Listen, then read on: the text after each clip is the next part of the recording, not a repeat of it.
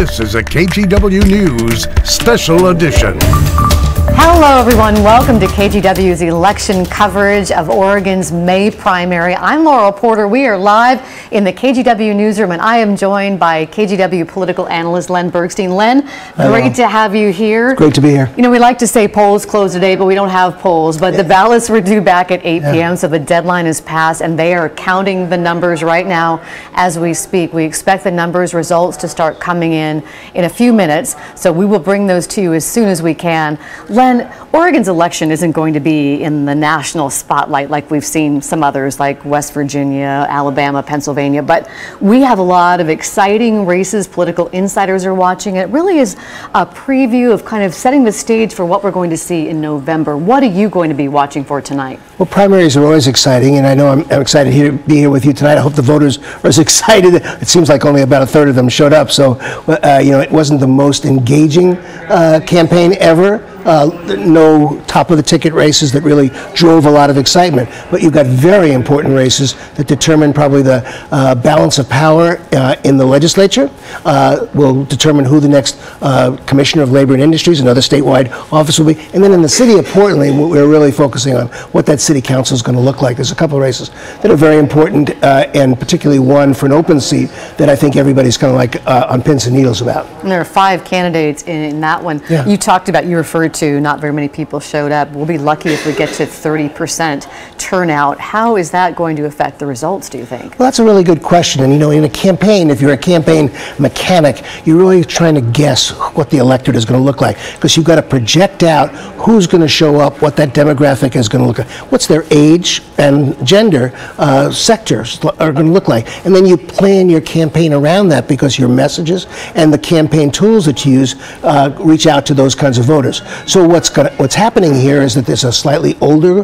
voter in this race, and a high propensity of women to turn out. So you've got women candidates in that kind of a race who probably got an edge, and probably someone who's a little bit more conservative has got an edge. So there's a couple of races we'll talk about as the night goes on where the firebrand in the race, if you will, or the person who's really the angry, was counting on the angry, motivated voter, that person might not fare quite so well.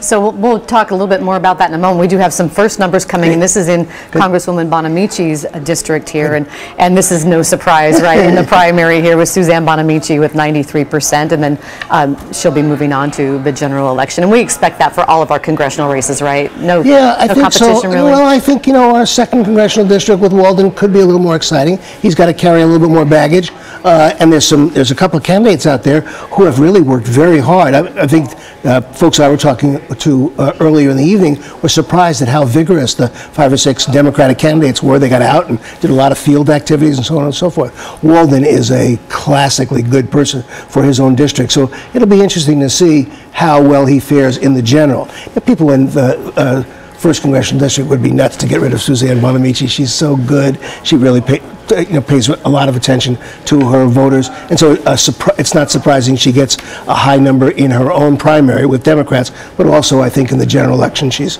really as close to untouchable in a kind of shape of that district as you can get. We have some first numbers in the governor's race, which I know we've all been looking forward to seeing, and these are the first numbers for the Republican primary.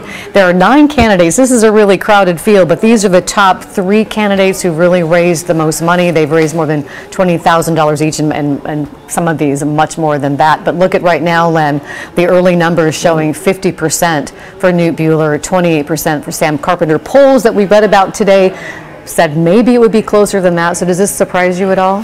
Well, I think Newt Buehler was a prohibitive favorite going into the race, and then all of a sudden things felt like they came off the rails a little bit inside his own Republican Party functions. He wasn't able to win a vote at Dorchester. He wasn't able to really get rid of those candidates and marginalize them. About a couple weeks ago, it looked like there was a little panic in his campaign as he started to attack ads. Exactly, he turned his firepower away from the governor, which he was trying to run a general election type of a race against Kate Brown, and he really had to put his firepower on Carpenter about the time that you had him on Straight Talk, I think. And so it was an interesting moment. I think they were close for a while. You know, Buehler's got a tremendous amount of message power, and I think he out-communicated the other guys.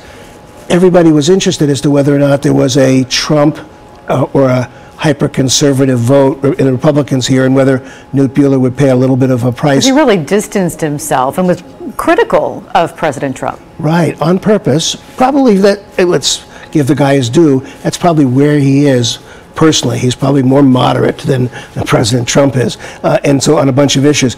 But he was doing that on purpose, looking to the general election, and it seemed to have kind of backfired a little bit during the early part of the primary. It's better to kind of have that happen to you than to be forced way over to the right in your own Republican Party, when you really, then you have trouble kind of coming back to the mainstream, because centrists are going to win a governor's race in the fall. And we have some numbers from the Democratic primary with Governor Kate Brown, and we'll take a look at those and see where Kate Brown stands. And this is no surprise either, is it, Len? 84% for Kate Brown. Everyone expected that she would get the nomination. Right. Oh, yeah, I think that's right. She commanded the campaign, really didn't run a primary campaign. She's really trying to govern and then look to the general election.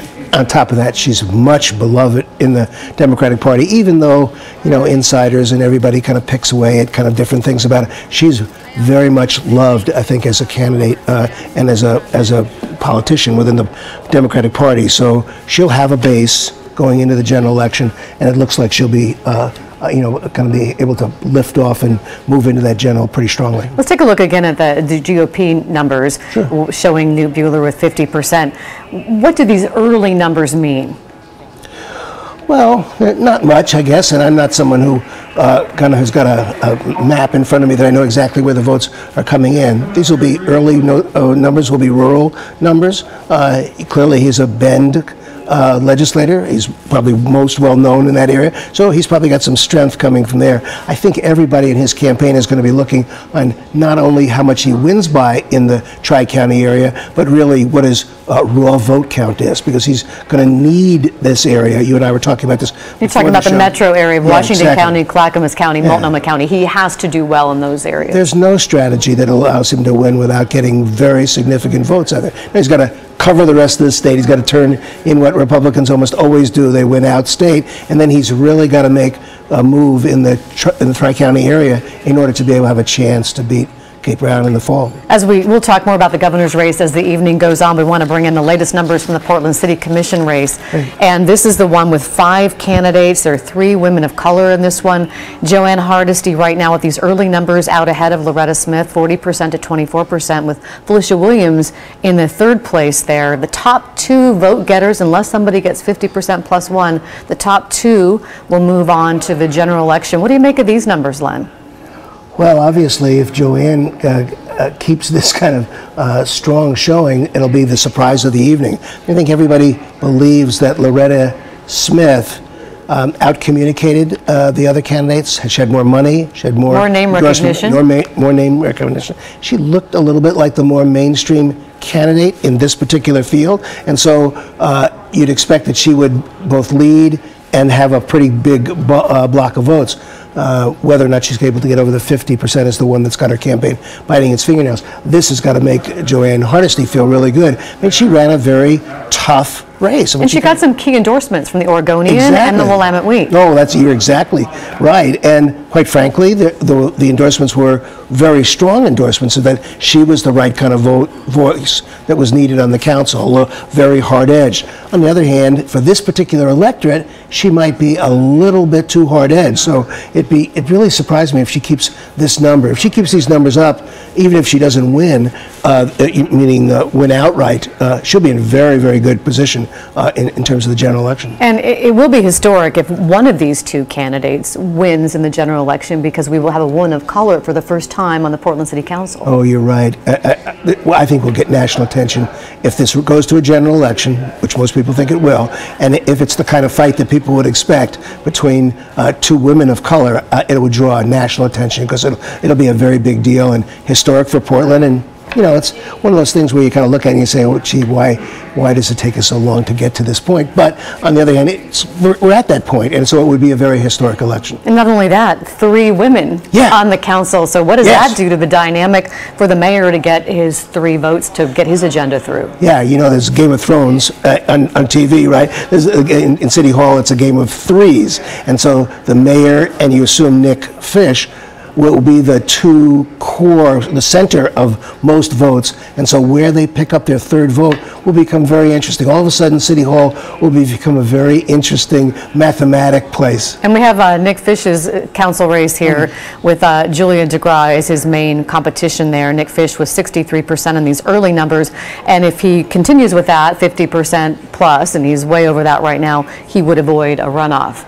And really, Nick Fish has been battling abdominal cancer, but he hasn't let that affect his responsibilities on the commission, and he's getting a lot of support here.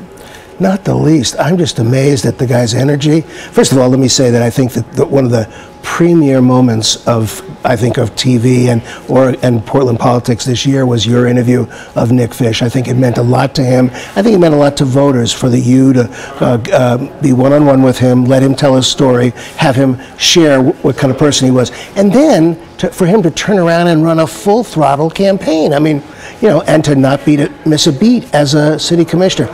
Obviously, we're dealing with a very unique person. We're lucky to have him on city council.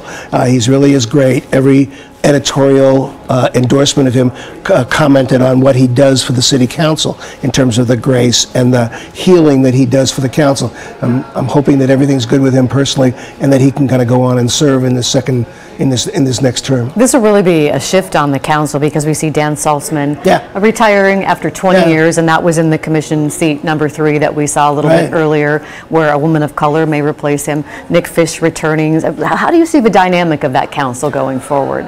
Well, it reflects the city of Portland much more now than it did than the outgoing one did, in the sense that it's a much more diverse, dynamic political scene, sometimes fractious, sometimes crazy, in Portland politics. Dan is a gracious, very calm policy person, and he's been a very stable and important force on the city council all the time he's there. Oftentimes the 3rd vote on contentious issues, taking over tough bureaus. He clearly has added something in terms of the children's levy. That's a huge legacy for Portland and for the community. Which we're voting on here in Portland. We'll have that a little bit later. A renewal of that after 3 earlier yeses on that. So he's always brought something, and you could count on him for being a stable force.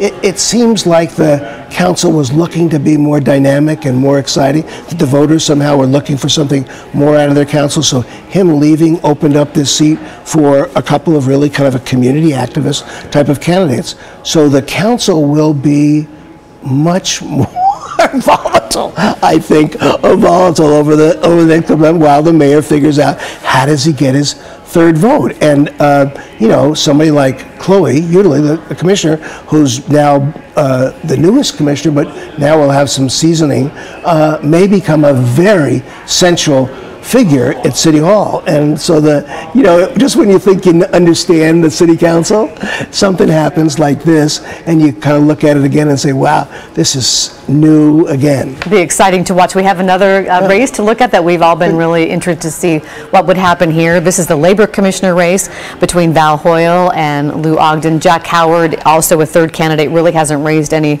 money in this race. The Labor Commissioner oversees wage and hour laws, investigates civil rights complaints, and helps train apprentice laborers. It's supposed to be a nonpartisan race, but Len, this was really had a lot of politics involved. We see Val Hoyle out ahead here with 55%, Lou Ogden 33%. Tell us a little bit about how politics entered this race.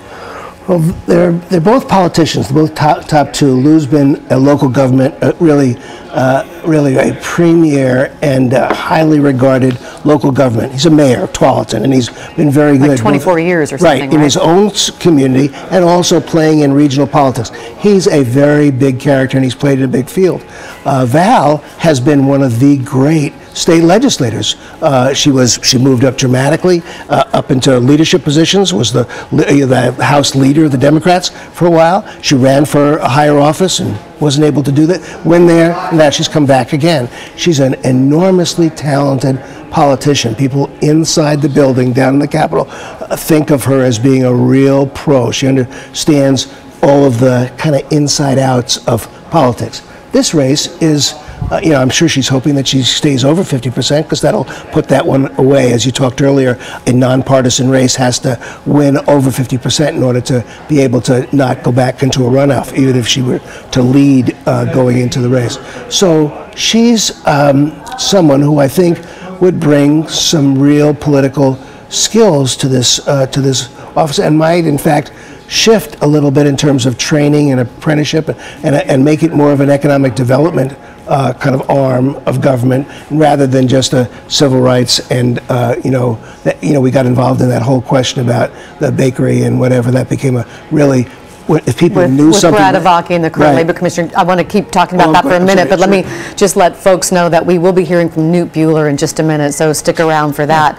But Brad Avaki, and really, he filed more complaints than any other labor commissioner, all of them combined before him. Do you expect whoever wins this race to be a little different than that? Yes. Simply, I think Val is a little bit less of a dramatic, is lower drama in terms of the way she, in fact, would take the office. You're more likely to know when she calls you into her office, or when she goes into your office, if you're a business or labor union, that you're in for a tough nut. I mean, she's a very forceful person, tough negotiator, but I don't think she's quite as I don't think she'll use the office in quite a dramatic way to kind of pick out quite those big of fights. Although she's supported by all the same groups, the left side and the progressive table supports her in this race. And so they're going to put someone in there, they're going to have someone in there they think is their person, and so they're going to expect a high degree of performance. And so it'll be a little bit of a challenge for her to get her footing as to find out. But she played right down the middle in the state legislature, and even though she was a reliable progressive vote, she also took her stand on some not so progressive issues, and so she's really her own person. She will be a very big force as a statewide elected officer if she's elected. This race got a little bit ugly with some of the ads that came out. One of them, on behalf of Lou Ogden, said that Val Hoyle was cozy with the NRA and the Oregon Firearms Federation, when in fact the Oregon Firearms Federation had given her a rating of F- and Lou Ogden a B+. Are we seeing more of this sort of negative, nasty campaigning seeping into Oregon politics? Boy, that's a really good point. It's an uncomfortable position, but I think you're right. We're seeing more people come in with, and we'll see some other races in this evening, with money from out-of-state political action committees that come in and kind of like run their part of the campaign because they are separate. They might be independent expenditures. They're not allowed to really coordinate too much with the candidate, and that's the law. But we also are seeing, I think, demolition derby type of politics kind of come in as consultants or others think that that's the way to get people's attention, particularly if it's not the top of the ticket kind of a race. In this case, there was a lot. I had friends who got calls from NARAL on the question of abortion rights and whatever. Surprisingly, I mean, I've never thought of Lou as being kind of like way off on the right side of the spectrum, and yet there were people who were making calls for him on that side. So it clearly was it went into the ditch a little bit for a while, and of course Val's response was to kind of say Trump, Trump, Trump, Trump, to try and tie Lou with Trump-type politics. Boy, if that's the direction that Portland or that Oregon politics go, none of us are going to be too happy with that. Yeah, stay tuned. As we go into the general election for some of these other races, we want to check in on the Portland Children's Levy, and this is the one we talked about a little bit ago, Len. This one that Dan Saltzman sees as a big part of his legacy. He introduced this in 2002. It's been passed a number of times. I think the last one was 75%. So this is even more than that. This is a tax that Portlanders really like because it really helps children, doesn't it? Yeah, and they invest in things at about $24 million a clip, I think, for 5 years is what the ballot measure is all about. And so Portlanders would be giving, or the Portland Metropolitan Area, be giving these programs that work.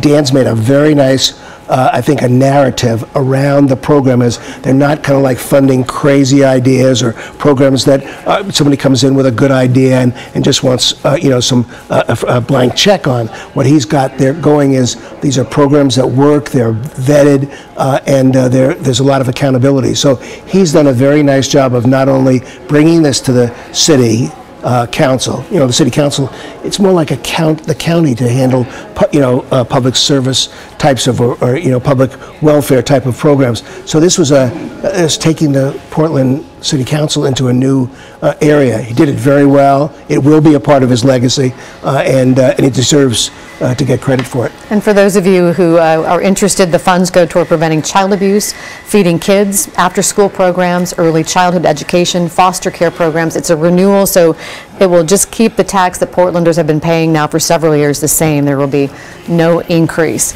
And there were 0 arguments against it in the voters' pamphlet. We want to take a look at the Beaverton school bond levy, because a lot of people were hoping that this would pass because it will keep 300 teachers on the job. And at least as far as these early numbers go, Len, it looks like there's overwhelming support for it. It's a collective $31 million to $35 million a year that voters are being asked to renew a levy that was already in place, so taxes would stay the same. Do you want to speak to this a little bit?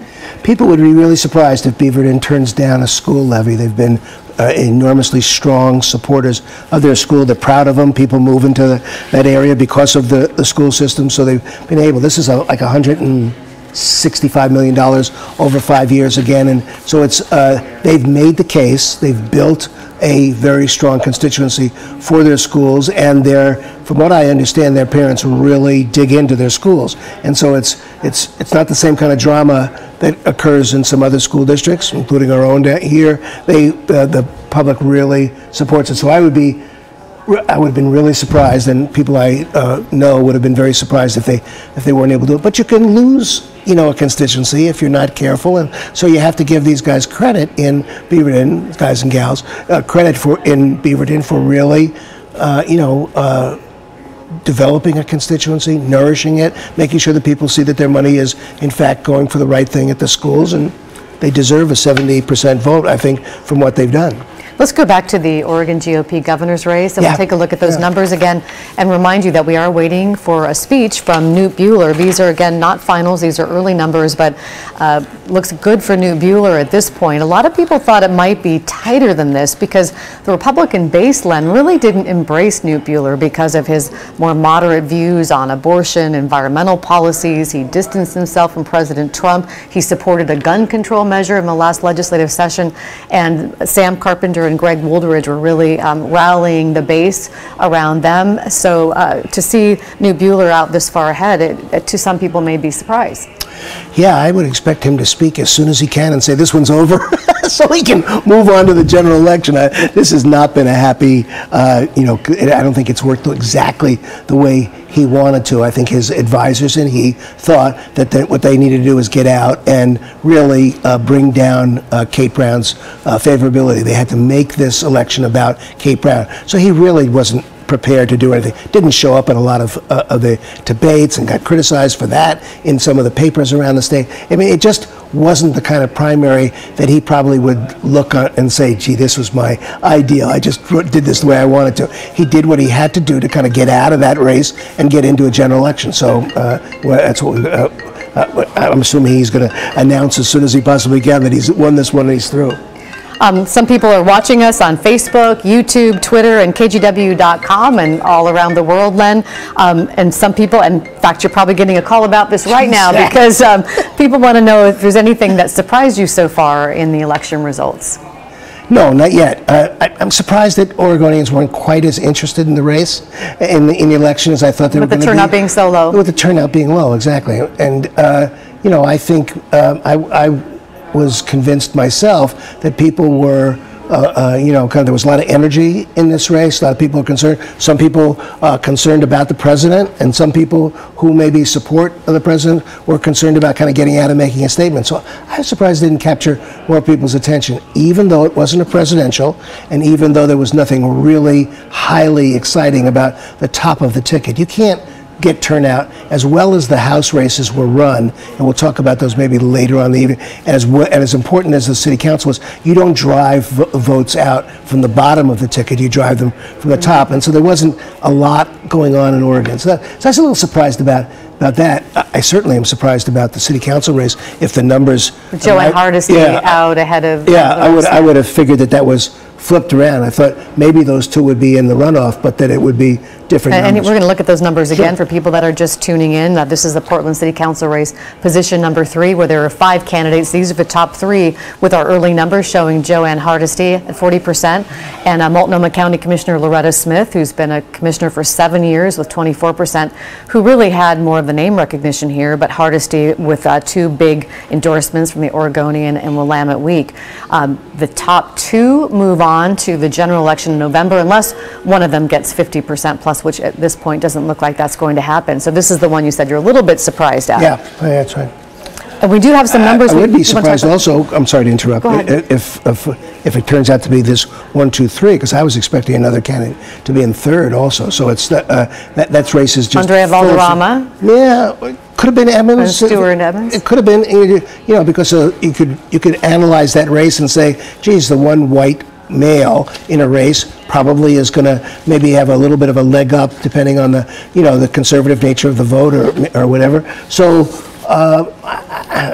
this would be a surprise at the end of the evening if these are the top 3 vote getters. And just to fill in the other 2, Stuart Emmons and Andrea Valderrama are at about just over 10% tied in the 4th position there. Okay. We do have numbers from the Senate District 24, which I know you and I are both really interested in. It's an interesting Senate race in the Oregon Senate in the Democratic primary. Groups funded by real estate and trial lawyers have really been pouring a lot of money into this race, and the big issue is really tenant protections, with Shamia Fagan way out ahead of the incumbent there, Rod Monroe, who's been a 3-term incumbent. He's been in the legislature for 40 years. Okay, Len, are you surprised by this? Oh yeah, really. I'll be surprised if this is the way the numbers stay as the evening goes on. But this is a big, this is a big vote. You got most people thought that there was a big women turnout in the vote, and that would be what it is.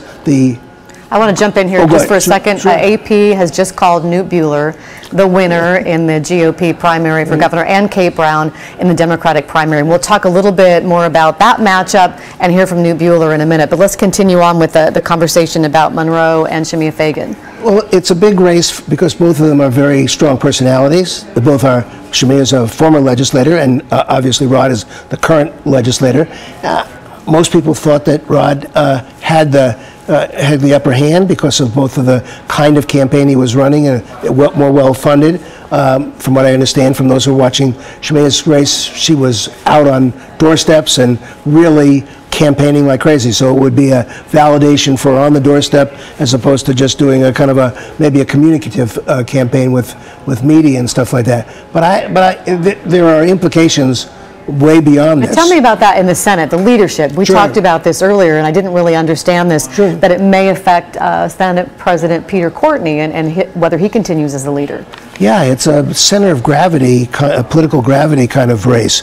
Both of them are going to be Democrats. They're going to not add to the numbers of Democrats who are in the state Senate, which is now 17. It may grow to another one after the general election or whatever. So it isn't kind of so much a mathematics. It's more of a chemistry question, because Shamia would come in with a much more moderate and probably left-leaning position. She wouldn't necessarily be beholden to the Democratic leadership. The Senate Democratic Leadership Fund heavily endorsed and supported the incumbent. They're supposed to do that. They're supposed to support incumbent Democrats in the Oregon Senate. So they were highly involved in Rod's race. She doesn't owe them anything, and she may not even owe them a vote in terms of leadership. So you wind up having someone who's come in, a little bit of a free radical, kind of like able to kind of form her own group. She's got the unions, the SEIU and public employee unions, who supported her in this race and financed it to a fairly well.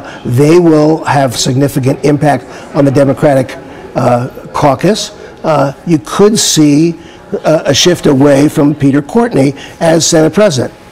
Most of my lobby friends down there are a little bit frightened about that, because there's no clear heir apparent even in the Democrats, to be the Senate president. There's certainly no one who has had the kind of skill, longevity, and love for the institution that Peter has demonstrated over time. Calm hand. Now he's a hand around your throat sometimes in terms of getting bills through, but so things could change pretty dramatically if Shemia comes in, if she feels like she's beholden to a change agenda in the Senate, and that plays itself out as being somebody else being, the Senate, a challenge to Peter Courtney as the long-term Senate president. Well, Rod Monroe is a landlord, was seen as vulnerable after his vote to block tenant protection in Salem. So do you think this might mean we might see tenant protections in the next legislative session? Maybe. I mean, she clearly will come in with a different set of issues that are important to her. I don't know that it's possible to kind of take this as a necessarily a referendum on that particular issue, but I think there'll be a lot of other forces at play. But clearly, she'll come in, if she comes in, as a force for change. There's no question about that. We are just moments away from hearing from the winner of the GOP primary in Oregon for governor, Newt Buehler. We're standing by for that. He's being introduced by House Minority Leader Mike McLean right now, so we're looking forward to hearing what Newt Buehler has to say. I know, serving in Salem. Okay, that's Mike McLean introducing that you can see there on the right side of your screen. But let's talk a little bit about this governor's race as we wait to hear from Newt Buehler. Now that he's already started ad campaigns against Kate Brown, he sort of shifted from those attack ads against Sam Carpenter, and in these last couple of days has now shifted again back to taking on Kate Brown. What kind of campaign do you expect from both of these candidates? Well, each one of them, I think, is going to have to fight to create a narrative where the other candidate is the center of attention. It's got to be a referendum on the other person. So in other words, Kate's going to have to demonstrate through her campaign and her rhetoric and all of her facilities and her campaign communications that Newt Buehler is not qualified to be governor for a whole range of issues. And she'll lay them out. We can talk about that. Newt Buehler's campaign is, in fact, got to be focused on making Kate Brown the issue and making it clear to voters that she doesn't deserve to be reelected. So I think it's going to be a demolition derby, and it'll That's a good description. It'll keep going like that until the voters say enough, until somebody pays a penalty somewhere, around October, when the voters they start moving away from the candidate that is too hyper negative. Oregonians are, you'd like to think, put a governing device on the governor's races and don't want just that kind of thing. They want to hear something positive from the person, a reason to vote for as well. Okay, let's listen to Newt Buehler stepping up to the podium now.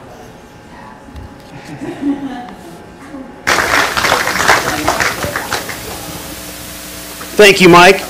I greatly appreciate it. Mike, you didn't share with everyone that lunch, I think it was over a couple of beers that time, but when you convinced me to run. Thank you, everyone. Thank you from the bottom of my heart. The change we all need has started with victory tonight.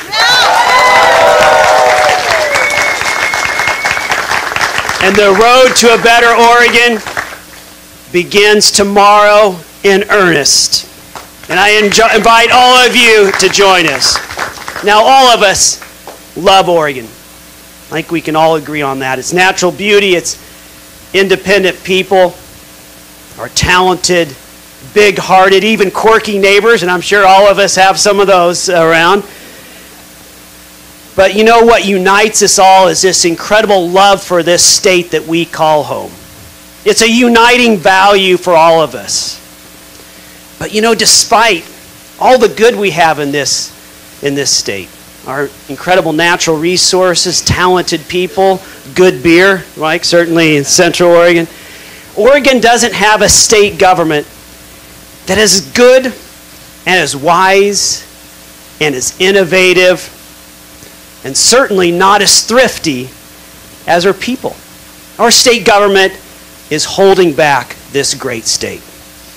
And in November, we are going to change all of that.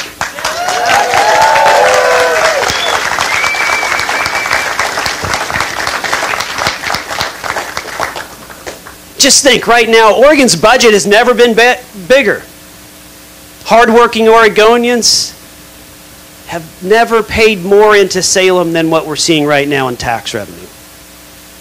But you know, our most pressing problems, housing, congestion, our schools, taking care of vulnerable foster kids, are still getting worse.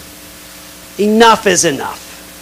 Enough is enough. And that's why I'm running for governor, to bring that kind of independent leadership to the problems that Kate Brown has avoided, ignored, and quite frankly, made a heck of a lot worse over the last 3 years, and for that matter, for the last 30 years in state politics. Now, if you're not sick of hearing this yet, you soon will be. I will lead where Kate Brown has failed.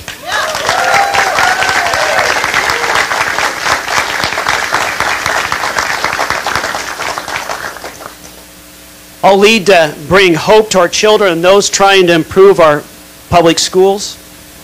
Hope to those who are struggling to find housing. Hope to those small business owners who are struggling every month to make ends meet. Hope to commuters who are stuck in the traffic in Portland almost every day now. Hope to farmers in rural Oregon.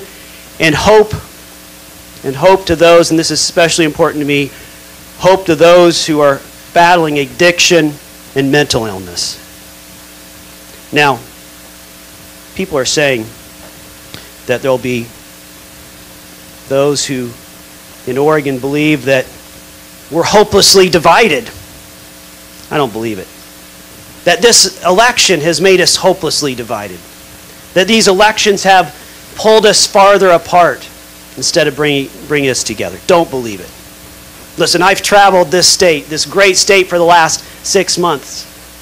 25,000 miles on the old Ford Explorer. And I can assure you, nothing is further from the truth. Because Oregonians are united and passionate about two things. And I've seen this over and over again. No matter if I'm in rural Oregon or in urban Oregon, they're united around two things. Their love of this state, an abounding, deep, caring love for this state, and importantly, the need for change, the need for a new governor in Oregon.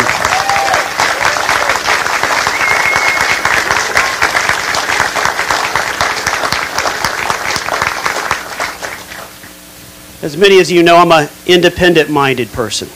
I'm interested in what both sides, I'd say all sides, have to say. I want to take the best ideas from Republicans, Democrats, and independents to make our beloved state better today and for generations to come. And I want to make this very clear. Very clear. Knute Bueller's campaign for governor is open to anyone and everyone in Oregon. I don't care how you're registered to vote, where you live, who you choose to love. If you love Oregon and want to make it better, join us, and I want to earn your vote.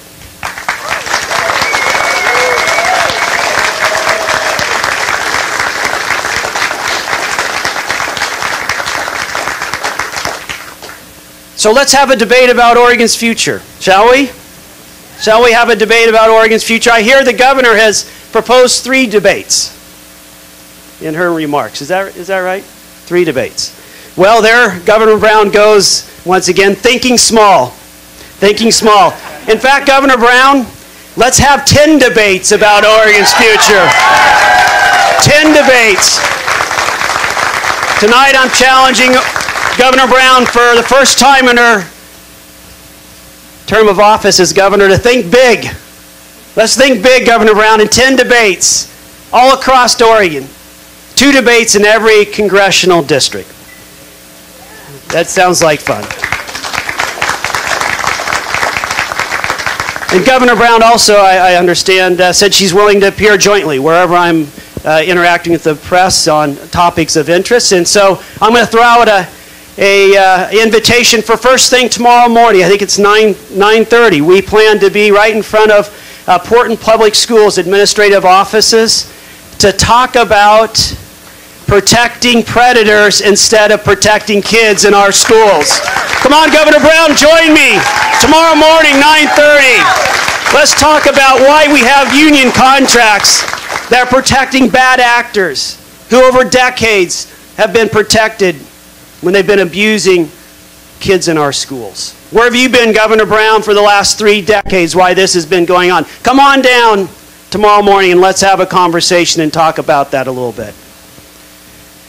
So during these debates, I think it's important to compare. Let's compare and contrast my record of independent leadership that's produced bipartisan results. And let's compare that with Governor Brown's 30-year record of upholding the status quo. So, Governor, I'm ready for those 10 debates. I'm sure Oregonians are ready. Governor Brown, are you ready for 10 debates? Thank you, everyone. Thank you from the bottom of my heart for your support. But we're not done. And thank you for coming out tonight. Thank you for your support. Thank you for your votes. Thank you for your prayers. And I know lots of people have been praying. And importantly, thank you for your friendship. So in closing, let's go win this thing and bring the change to Oregon that we so desperately need. Good night and God bless everyone. And that is GOP nominee in the governor's race in Oregon, Newt Buehler, with about 50% of the vote in his victory speech calling for change. Hoping as he's taking a selfie there, of course we all have to do that now, he's trying to do something that a Republican hasn't done in Oregon in more than 30 years, since Vicatia in 1982, to put a Republican in the governor's office. What kind of candidate? How would you describe Newt Buehler as a candidate? You know, just a moment about Vicatia. Vic used to bring a real laugh line to the crowds when he said, I was the last Republican governor. And he says, but I hope I wasn't the last Republican governor. It's been a long time since Republicans. I think he's better than the last couple of, in terms of qualifications. We talked about this. We had Dr. Pierce and we had Chris Dudley. Yeah, I think he's got more substance and probably got a better shot at making a good case. But as we can see, he's got a big challenge. First of all, the one that he didn't address was, I don't think people really know who he is yet. I mean, he's got that challenge. You can't just run against the sitting governor and make that, you know, people don't quite make that. They're not ready to do that until they know a little bit more about you. I know his campaign's going to spend a lot of time on it. Why he wants to have 10 debates, right? Yeah, well, why he wants to debate so that people will see him. But it's even more than that. People got to really understand who he is and, you know more about him. They had snippets of that in his TV campaign, and so you know a little bit about him. But I think he's really going to have to become a fully three-dimensional campaign. He's certainly a better candidate than he was when the two of them went up against each other for the Secretary of State's race. 2012. Right. So it's a different race. Anybody who looks to that race is for the signs of what things are going. So he's got the challenge of telling who he is. He's got the challenge of really kind of saying, is he a change agent? I mean, he's got, you know, he's positing that. He wants to get people to understand it. But you know, I think what's going to happen, he's going to get hammered by the governor, Kate Brown, and by all of the interest groups who know something about his record. He's got a record now. He's been voting and voting and voting in the legislature, and so he's going to have to defend that record against the premise that he's the change agent. And then there is the idea, I think, that you can't avoid, and that is that we've got a president named Trump, happens to be the top of that party. I can't imagine that the Governor Kate Brown's campaign is going to let anybody forget that Newt Buehler is associated or is trying to distance himself from the guy who's the top of his party, who's, you know, kind of the head of you know, intellectually, if you will, of where Republicans are. So he's got some very big challenges. Set against that, he thinks, his campaign thinks, they got this nice, big, fat, target of the way Kate Brown has governed, and more importantly, and the troubles with some of the agencies that we've seen, foster care programs. Exactly, all of those, and then 30 years of one-party control in the governor's office, and so he's looking to think that that there's a key there, there's a path. And we to saw victory. that a little bit in his speech, blaming her for the sexual predator teacher in the Portland Public Schools. Right, exactly, and that it's a strange deal, but campaigns got to take advantage of whatever they are. And Newt has tried to there were a couple of instances most recently where he tried to force himself into a Kate Brown event, I think, or something like that. So I mean, he's a person with a lot of talents. I think he'll be an outstanding candidate. I expect that Oregon will be treated to a really good campaign, but I think it's going to be as I said earlier, a demolition derby, because neither one of these people can win by making it a referendum on them. I don't see how that works. They think it's going to get negative. They're going to have to make it a referendum on their opponent and the flaws and failures of the opponent that the voters are looking at. And we should let you know that Governor Brown is not holding a similar event tonight where she's giving a speech, but we do have a statement from Governor Brown that will run on our 11 o'clock news on KGW. And as Newt Buehler said, she has said that she will accept 3 different debates.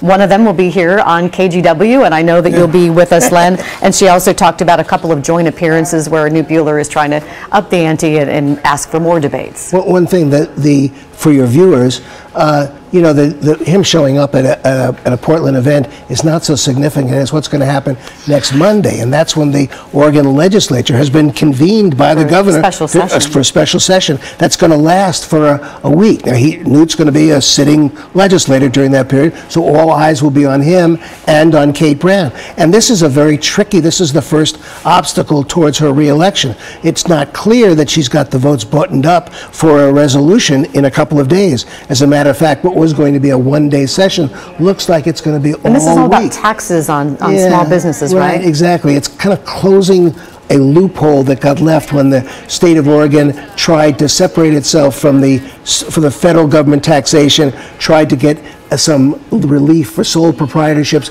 didn't get the whole thing done as far as Kate Brown is concerned. So she's going to go back and try and help small businesses a little bit more. It's going to take a little bit more money out of the state treasury, so that's a balancing act, and the Democrats aren't certain that they want to do that. At least they don't want to do it next week quite the way she wants to do it. So this is the first trial, much more so than a debate or a joint appearance or a stunt, if you will.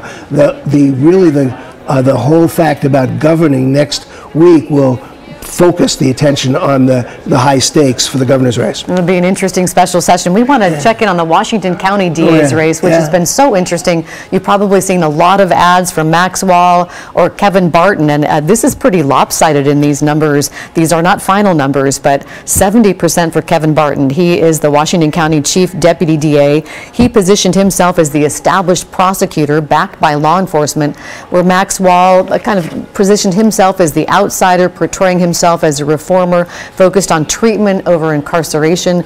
But Kevin Barton right now winning big, and Len, a lot of money, almost $1 million was poured into this race, a lot of it from out of state. Why is this such a significant race? Yeah. Well, first of all, I'm surprised that there's that much space between the two candidates. I mean, I thought it was quite a much closer race, watching it unfold and watching the back and forth between the ads, watching the chaos within both campaigns. I think that it's fair to say that the Barton campaign kind of departed from its approach.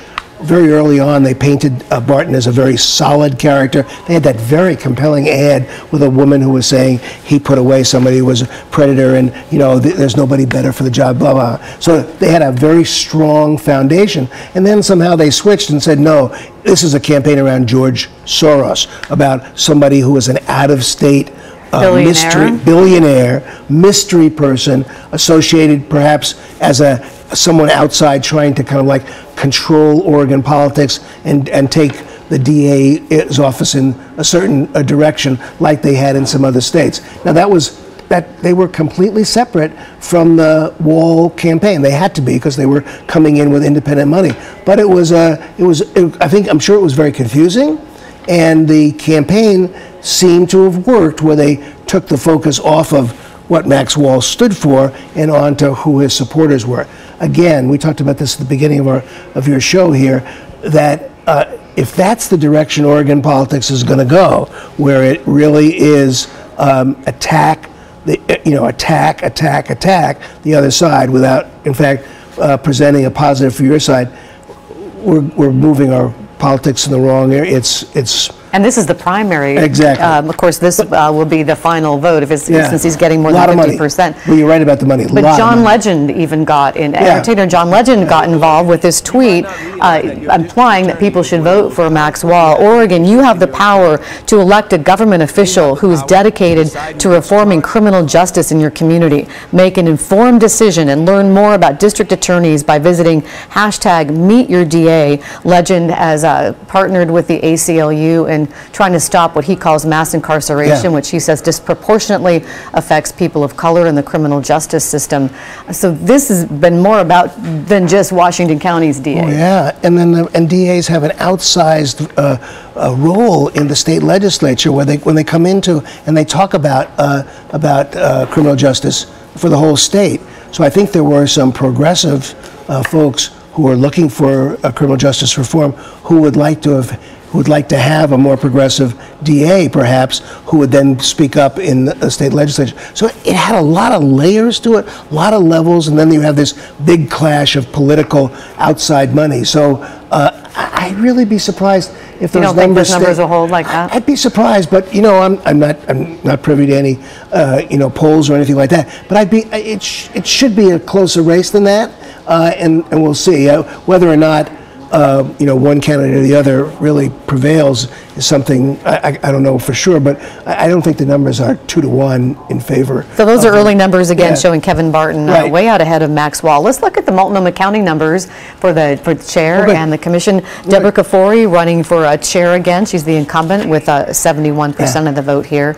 No surprise, no really. Surprise. No challenge. A person who's calmed the county, I think, in the sense of kind of brought it to so that people respect the way that it's run. She's run it with a great deal of professionalism and obviously has a great deal of passion about the issues that the county's got. So she deserves to win by a big number, I think. And this is Loretta Smith's seat, District 2, because Loretta Smith bumped up against term limits and then decided to run for Portland City Council. And Sushila Jayapal way ahead at 57%. Any thoughts on this race? I watched them have a couple of debates in like a city club debate and whatever.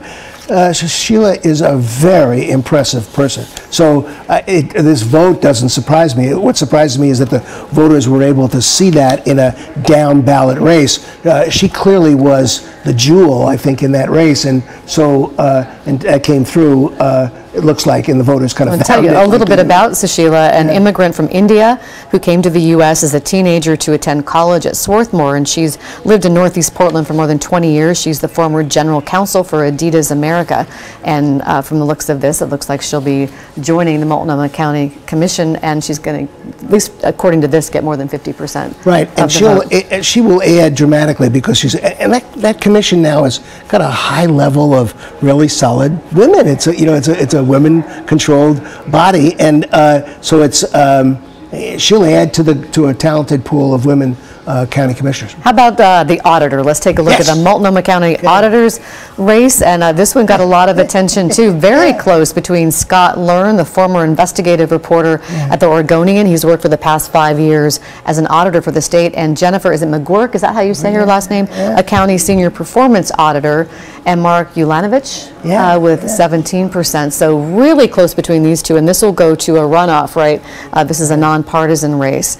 So that's too close to call right there. Yeah, I think, again, what do you know at the beginning of this? I was looking at it and said, gee, if this is an older electorate, then Mark Ulanovich is kind of somebody who's might be able to take advantage of that. But I watched these three debate each other. Highly talented trio in this kind of a race. But clearly, Scott and Jennifer were kind of the cream in that race. So it's not surprising that they would be on the top of the race. It looks like Learn and McGurk will be moving on to a runoff in November. Let's take a look at Metro President. Now, a lot of people don't really think about Metro that much, but Len, you pointed out to me that this is really big because Metro is the second largest government behind the state government. It's a really important position.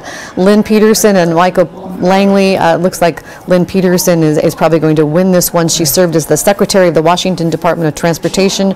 She was chairwoman of the Clackamas County Commission. Do you want to add something to this race? No, really talented, surprising that she had kind of had the race to herself, that there weren't other folks to come in. Tom Hughes really made that into, I think, calmed it and took away the drama out of being Metro, the president of the council. He's the president, and he's got 6 people who are the council members, and so being able to steer that kind of multi-headed council is a skill. Tom Hughes, the outgoing president of the council, was superb at that particular job, and Lynn is cut in the same cloth, I think, and so it's not a big surprise. But on the point that you were making, we're talking about the 3 largest counties in the state, kind of a geographic area, a planning area. They're worried about, they distribute the federal money for transportation planning, lots of money that goes into all of our transportation planning. They run the zoo, they handle our solid waste. A lot of stuff that none of the individual governments want to take on, they do. But now they're thinking about putting out a couple of big bond measures, one being a housing bond. So they may in fact become a very big player in this tri-county, the regional area, on solving some of the homeless and kind of houseless issues that we can see a ballot measure in November. We could. We have a close race in another Metro race. Yes. Let's take a look at this one. Joe Buck, Christine Lewis, and Betty Dominguez. So pretty tight there for whoever will be the second place one to run in the runoff. Betty Dominguez is the incumbent. She was appointed there. And Joe is a city council person from Lake Oswego. So he's got a constituency. It's not surprising. He's been on the ballot before, so he would be there. Christine Lewis is an activist. She's worked at several levels of government.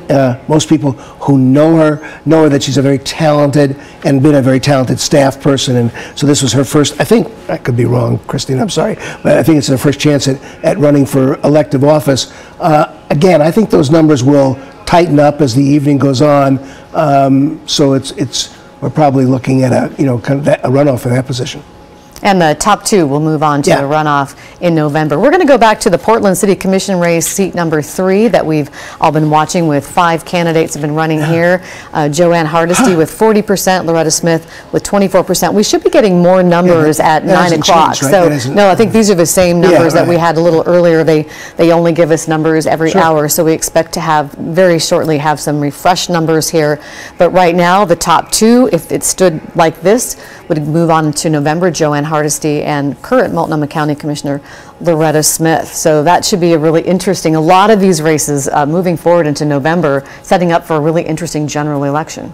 It is, and it's something that you know and have watched happen in other races, and that is that the electorate jumps in size. So it's not just going to be a turnout issue, but the number of people who get excited about a general election about doubles from the primary. So you wind up having a lot more people in the race. It's a more expensive race, but it has a different dynamic also. And so somebody who may have had a very successful primary strategy, is finding themselves appealing to a very different electorate in the general election. And so, everybody who kind of goes into a general kind of has to kind of like tear up the game plan and then look again at who they think is going to show up in November and how do they reach them with these new sets of messages. You know what I think is really interesting is with the new voter automatic voter registration, that the raw numbers that we have in Oregon to vote are huge, have really increased. So I want to look at some numbers where we have 2.6 million voters now, registered voters in Oregon,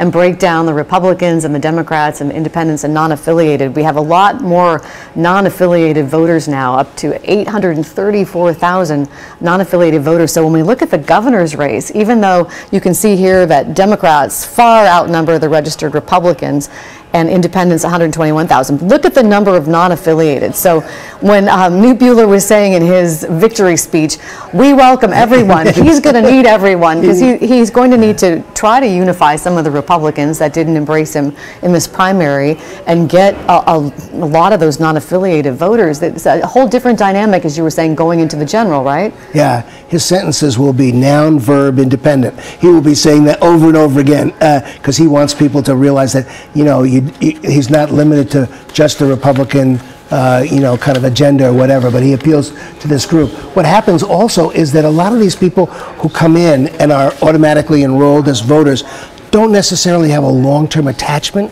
to a party, and so it's a little bit confusing about how they're going to vote and what they react to, and so campaign kind of like operatives spend a lot of their time trying to understand what is it that motivates people who are not so attached to party labels to come out and vote. And so the game plan, and most of your viewers are really most concerned in the candidates, and they should be, right? But the campaign electorate oftentimes takes on the dominant personality in a race. If you can figure out who's going to show up and how many of a certain type of voter is going to show up, you can guide your campaign messages to those groups and hopefully turn out a winning majority. A lot of people are expecting going into November a lot of women to turn out to vote. Yeah. So do you think that'll have an impact in Oregon? Oh, yes. I mean, I think women are going to be the defining demographic, I think, in the race, not only because of their numbers, but because of the period of reckoning we're in, the kind of Me Too and all that stuff, a sense of, kind of latent anger about kind of in a lot of ways, if you look at the Trump voter who was a left behind voter and angry about being left behind, I think you have a similar dynamic in women voters who say, it's about time we kind of like had a share at the table. And so when you look at organizations like Emerge,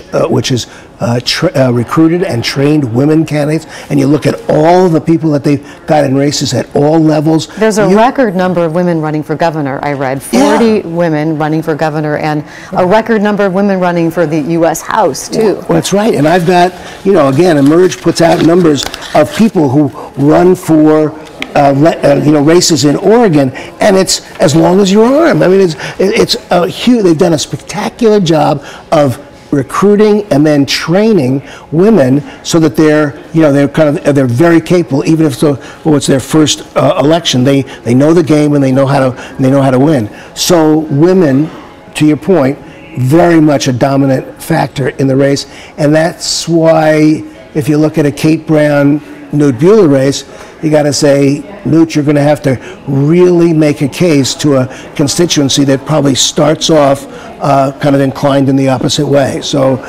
we should be hearing a lot from him during the course of the election about a kind of woman-friendly agenda, about how he appeals to women, and we'll hear a lot from women's groups who challenge his credentials when he say he's not really pro-choice. That's exactly what Planned Parenthood is saying. So that's going to dog. She disagrees with him. Exactly. That's going to be a part of the narrative during the whole campaign about how effectively he's able to kind of push that away from him and not own it, and how successful women's organizations who want to support Kate Brown are able to kind of tag Newt Buehler with a certain kind of personality. One of the questions we got from one of our viewers watching tonight, they want to know, will national Republicans jump in to support Newt Buehler and help him? Do you think the National Party will get involved at all in the governor's race? The National Governors Association will. The National Republican Governors Association will. They'd love to break the blue wall, right? I mean, in a lot of ways, they'd like to crack into the West Coast any way they can, and they probably will see Newt Buehler as and his folks will make the case that here's the best chance for them to do it. They're not going to do something in Washington State. They're not going to do something in California. Oregon has got a chance for them to kind of break this in. It comes with baggage. I mean, anytime a national party kind of comes in here, then Newt Buehler will have to defend the Trade Act. And he can't control that, right? If they start putting money in. Well, not if it's particularly if it's an independent campaign. If they give money directly to his campaign, they'll probably do both. Because each one of those organizations, the Senate campaign, the Congressional Campaign Committee, and the National Governors Association, all of them have a PAC that gives directly to the campaign, and they also have independent expenditure campaign, which goes off and runs its own campaign, its own messaging, and may contribute to this demolition derby kind of. We just got some new numbers. It's just past 9 o'clock. We got some new numbers, fresh numbers in the city council race in Portland, and the numbers are holding steady. Len, with 40% for Joanne Hardesty, Loretta Smith 24%. Those are numbers, because I thought we saw. I only focus. I'm not good at numbers, but I focused on the 24,000. Okay. I'm asking our producer John Tierney, and you think those are those new numbers for sure. He says these are updated numbers. Okay, so, all right. Okay. But we'll, when we get another update, we'll be sure to bring them to you right away. Hey, I want to check in on another House district race before we wrap things up in a few minutes here that we've been watching, because this is really the best opportunity for Republicans to try to prevent a supermajority by Democrats in the House. At least the Republicans see it that way. And there's a race between Dr. Selma Pierce. You may recognize her name. She is the wife of Dr. Bud Pierce, who was the Republican gubernatorial candidate in 2016. She's a retired dentist, and against Kevin Chambers, who Promote Oregon did not fund her opponent, Kevin Chambers, and the incumbent here is seen as vulnerable, Paul Evans, the Democrat in this race. So Selma Pierce looks like she's way out ahead here with 61%. That'll be a big race. That'll be one of the races that we'll be looking at in the general as say, boy, there's a lot of money going into a state legislative district, because as you say, it's the one place where the Republicans, it's one of the places where the Republicans can pick up, as we said earlier, Democrats have got 35 votes now. They only need one more, and they wind up having the supermajority. So every one of those House races is really critical. Do you expect the Oregon legislature, as we look towards the general election, to move more to the left, to become more Democratic, or do you think Republicans have a chance of picking up any seats? Boy, that's a great question. If I knew that, I'd really magic ball out here. My guess is the Democrats are going to pick up one seat in each House. I don't think the Republicans are going to do that unless, for some reason, Newt Buehler kind of like generates a tremendous amount of enthusiasm on his side. I mean, I think the energy right now, almost everybody, it's a non-presidential year, is on the Democratic side. And there are some seats, when you look at the different races, where the Democrats can pick it up a little easier than the Republicans can pick up. So my guess is that the Republicans and the interest groups that do not want to have a Democratic supermajority will be spending money in strange places. And we'll be looking at this during, probably in Straight Talk, we'll have a discussion sometime during the general election. And we'll say, why is there $500,000 going into House district, blah, blah, blah, blah. And it'll be because it's all about the control of the House as opposed to who wins that particular seat. You expect a lot of money to be spent in this coming election? I really do. It's, because you don't have a presidential to spend it on, you don't have a Senate race to spend it on, and, so the money will flow down to the races that really matter, and special interests are starting to see, and I don't mean that's pejorative, I mean, I'm a lobbyist, so I represent some interests that are special, but the fact of the matter is that it's a lot easier to get something done at a state legislature than it is the United States Congress. And so a lot of the game has shifted to state capitals, and they are looking, so these interest groups, whether pharmaceutical groups or whatever, they look and say, well, gee, the state legislature in Oregon is a place where I can play for 1/10 of the amount of money I'd spend somewhere else, and I can get a kind of a positive outcome. So I would see that the politics of Oregon are going to get more and more expensive. As we conclude our coverage here on KGW.com and on Facebook and on YouTube, bottom line for this evening, your takeaway from tonight? Some really surprising distance between some races, but quite frankly, most of the races I think we thought were going to go on to the general election are going to go on to the general. So some interesting numbers, but to be continued. Yes, and to continue, because we are expecting many more races to come in and final numbers, and you can check those at kgw.com/elections. And I hope you'll join me at 11 o'clock on KGW. We'll have more analysis, more results, and interviews for you then. Thank you for joining us here for our special coverage on KGW.com and on Facebook, on YouTube. Thanks to Len Bergstein, our political analyst, for being here, and have a great evening. We'll see you later.